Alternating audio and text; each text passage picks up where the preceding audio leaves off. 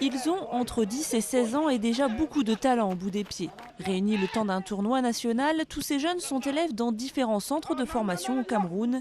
Depuis quelques années, les écoles de foot se sont multipliées dans le pays. La première à voir le jour, c'était le centre privé des brasseries du Cameroun en 1989.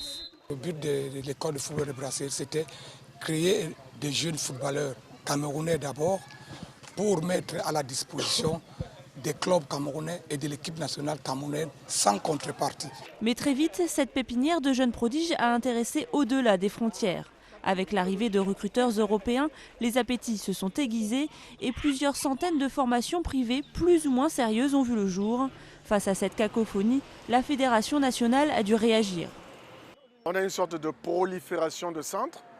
On ne sait plus à quoi s'en tenir, mais depuis un certain temps, depuis 2 ans, la Fédération a sorti un texte particulier, un statut particulier de football de jeunes, qui classe ce football en 3 catégories, en centre de formation, en école de football et en centre de sport-études.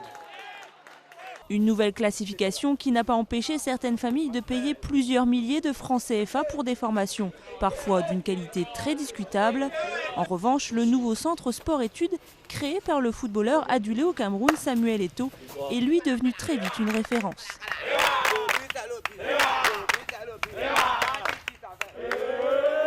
Mais seuls les plus talentueux peuvent espérer l'intégrer. Pour moi, c'est une chance d'être à la fondation par rapport aux autres.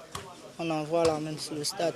Ils sont là, ils sont pleins là, ils ont envie d'être à notre place. La différence ici est faite déjà que tout est gratuit à la Fondation Samuel Eto'o, ce qui n'est pas fait ailleurs. Donc on s'occupe du sportif, du scolaire, c'est-à-dire qu'on les trouve à l'école, on paye leur école. Ils sont assurés, ils ont le suivi médical et nutritionnel. Donc c'est ça qui fait la différence entre nous et les autres. Fondée en 2005 et installée à Douala, l'école peut déjà se targuer d'avoir placé une quinzaine de joueurs dans les viviers des plus grands clubs européens. Émile revient d'un test en Espagne, il compte bien rejoindre très prochainement ce pays. Les essais étaient positifs, donc j'attends mon visa D pour repartir. Partir pour intégrer des grandes équipes européennes, bien loin des terres africaines.